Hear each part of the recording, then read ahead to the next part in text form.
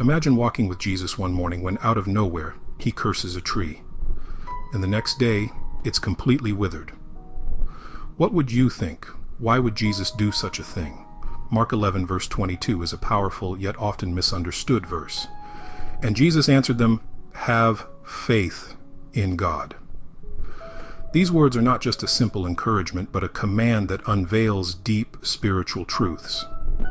In this post, we'll explore the purpose, principles, and divine insights behind Jesus' words, using a theological lens to unlock their full meaning. The purpose of Mark 11 verse 22 is to redirect our faith from human ability to divine authority. It comes immediately after Peter expressed amazement at the withered fig tree. Jesus' response reveals that true spiritual power is unlocked through faith in God, not religious appearances or empty rituals. Jesus had just cleansed the temple, condemning religious hypocrisy. The fig tree, full of leaves but barren of fruit, symbolized Israel's spiritual condition.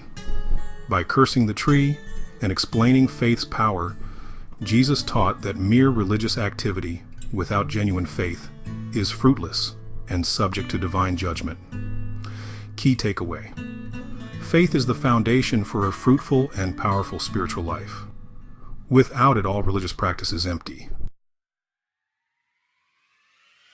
Faith unlocks God's power. Faith is not wishful thinking. It is an unwavering trust in God's character and power. Jesus was not merely performing a miracle to impress the disciples. He was demonstrating that faith in God brings real, tangible results. Biblical example: Abraham believed God's promise, even when it seemed impossible, and it was counted to him as righteousness.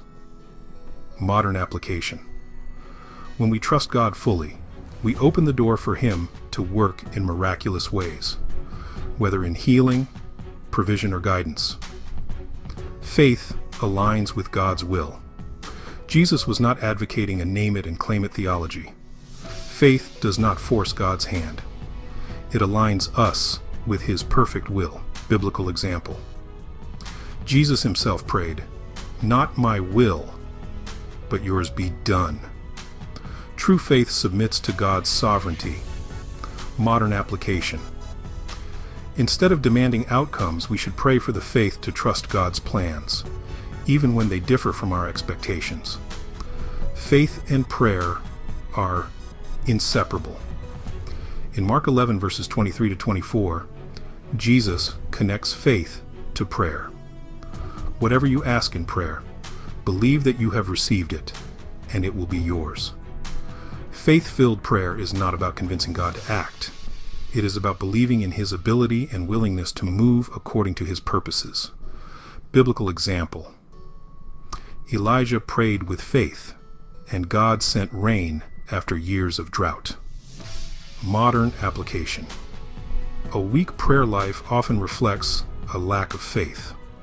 Strengthening our faith means deepening our prayer life.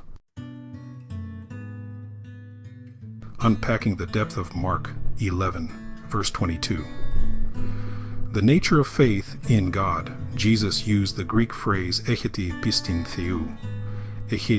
theou, which can be translated as "have the faith of God." This suggests that faith is not merely human effort, but a divine gift, as mentioned in Ephesians chapter 2, verses 8 to 9. The disciples were amazed at the withered tree.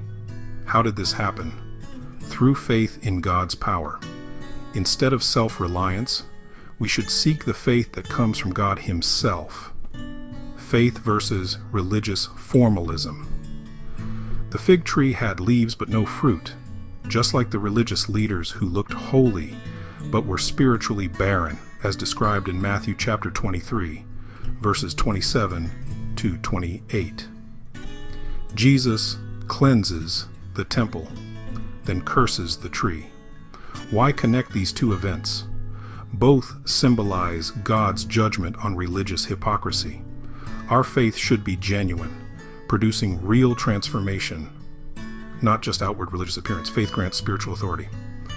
Jesus' words about moving mountains in Mark 11, verse 23, illustrate the authority given to believers who walk in faith. Consider Peter, who walked on water through faith, but sank when he doubted, as seen in Matthew chapter 14, verses 28 to 31. Faith empowers us to overcome challenges that seem insurmountable. What mountain are you facing today that requires unwavering trust in God?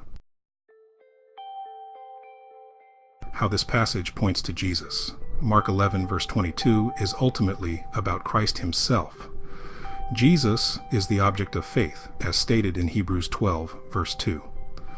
Jesus condemns fruitless religion and calls us to true faith, as seen in John 15, verses 1 to 6.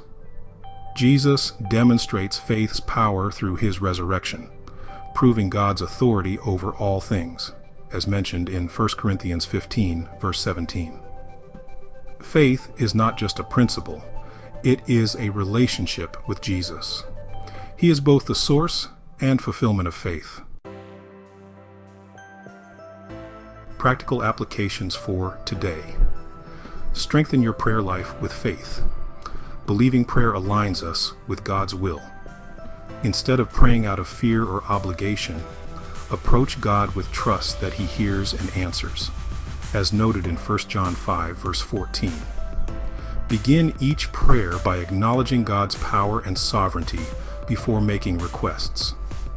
Examine your spiritual fruit. Jesus condemned the fig tree for being fruitless. Our faith should produce visible transformation. Evaluate your life through Galatians 5, verses 22 to 23, which talk about the fruit of the Spirit. Are you growing in love, joy, and patience? Conclusion: faith that transforms lives. Jesus' command to have faith in God is more than encouragement. It is a call to live a life of supernatural trust in him. Faith is not about religious performance, but about intimacy with God, resulting in answered prayers and real transformation. What steps will you take today to strengthen your faith? Let's discuss in the comments below. How has faith in God impacted your life?